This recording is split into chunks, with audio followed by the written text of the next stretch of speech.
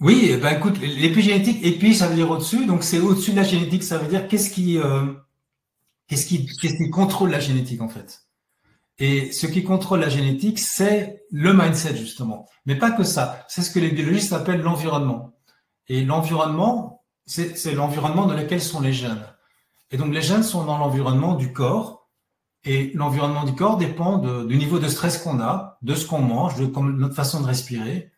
Donc toute l'attitude qu'on a qui fait qu'on va stresser ou pas stresser, tout ça va influencer nos gènes. Nos gènes, on peut les voir comme des interrupteurs qui se mettent sur on ou sur off, qui s'activent ou se désactivent.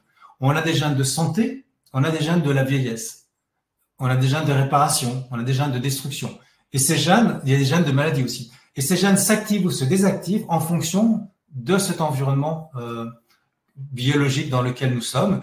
Et il va y avoir des réactions chimiques, des hormones, des neurotransmetteurs qui vont être activés aussi selon nos stress. Hein. On sait qu'il y a 170 gènes qui sont affectés par le stress.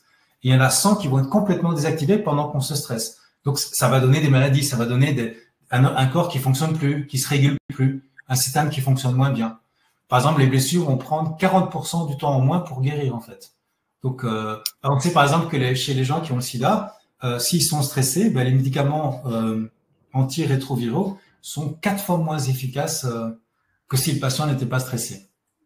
Et on sait par exemple, quand on a aussi étudié des couples qui étaient stressés, eh bien on sait que s'ils se disputent par exemple, eh bien leur taux de protéines qui est associé donc à la guérison va diminuer, parfois jusqu'à 40% en cas de grosse dispute. Donc c'est quand même incroyable. Donc on voit que notre santé dépend beaucoup de notre épigénome. Donc c'est pas, on peut avoir une mauvaise génétique entre guillemets, par exemple des gènes, on a des gènes porteurs de maladies. Il y a des travaux qui ont été faits sur des jumeaux qui ont été séparés mais qui partagent les mêmes gènes.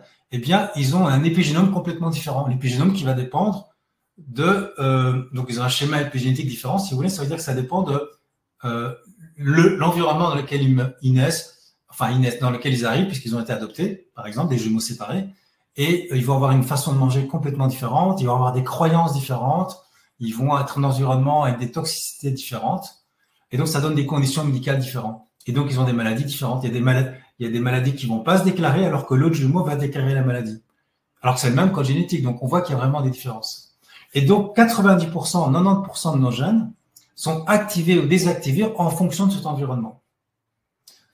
Donc, on a un énorme impact sur notre santé par la gestion de cet environnement qui est essentiellement mu par notre état d'esprit. Tu vois ce que je veux dire?